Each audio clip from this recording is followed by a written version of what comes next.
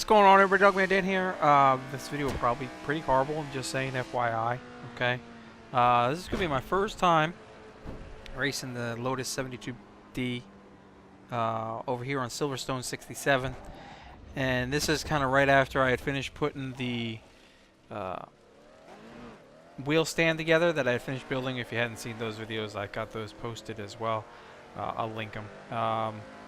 And then I went ahead and I routed my HDMI cables around my living room as needed, so I can hook them up to my laptop. So, because obviously I use my laptop, my gaming laptop, right? So I want to make sure that I can get my screen from my laptop over to my TV, especially for racing and truck simulation and all that stuff. So there's that.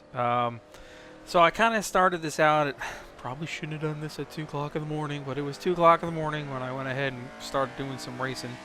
And good gosh, I gotta tell you, you know, obviously I've used the controller for years, and I use the SR, the Sim Raceway SR/SW S1 thing for a pretty long time as well, which is the Steel Series.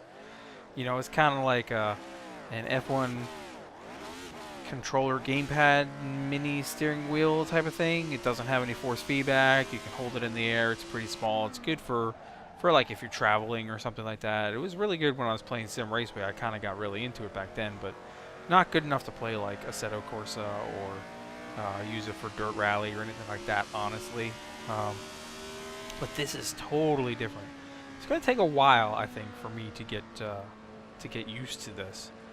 I running around, changing the settings, messing around with the force feedback a bit. It definitely has a whole different feel to racing, being able to feel the road, being able to feel the car on the turns, you know, pulling, and being able to feel that back end kick out, you know, every little detail. It's totally different in terms of racing. So it's going to take me a bit to kind of get used to it, I think. So some of the videos that I release are going to be really crappy in terms of my racing as I get better and better with the wheel. Obviously, you'll see better and better improvement. I know that I've already picked up some of my lap times on a couple of courses with a couple different vehicles, which is good. I clearly saw that happen right off the bat.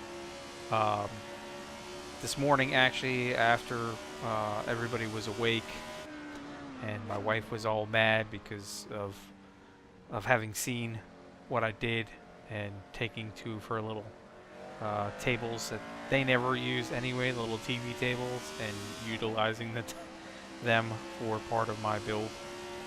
She was a little upset for a few minutes, and I just kind of looked at her and I'm like, you never use those tables, they're broken anyway. And she, yeah, you're right.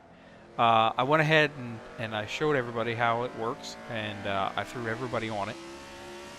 So I just kind of threw them right at it. So my oldest son, my 14-year-old, I didn't put anything on, no assist, nothing like that. I just threw him at it with the manual clutch. So he was using the shifters, and he did pretty good, actually. He came out with positive score in the time attack.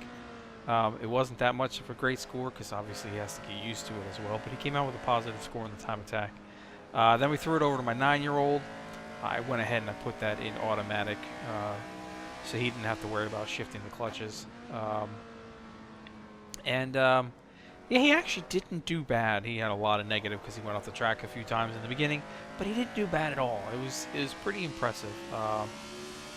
He said it was hard. It was definitely hard, obviously, because you have to think about you know, steering and gas and brake, and when you're 9 years old and you never used a wheel before, you don't fully concept it yet. So that'll take some time.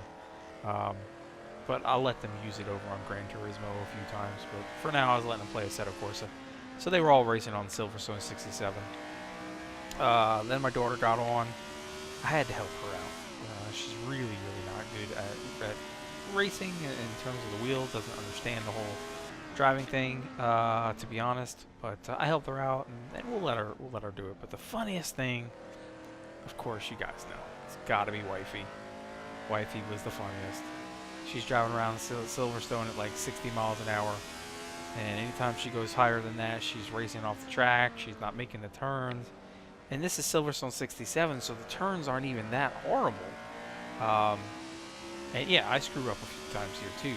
Don't get me wrong, but I was really kind of pushing it as best as I could just to kind of get a feel for it. But so it was an interesting like hour or two with them all trying out their own driving time attack sessions, and now they're all really into it, except for wifey, of course.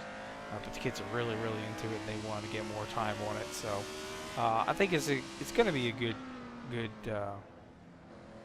good thing for me.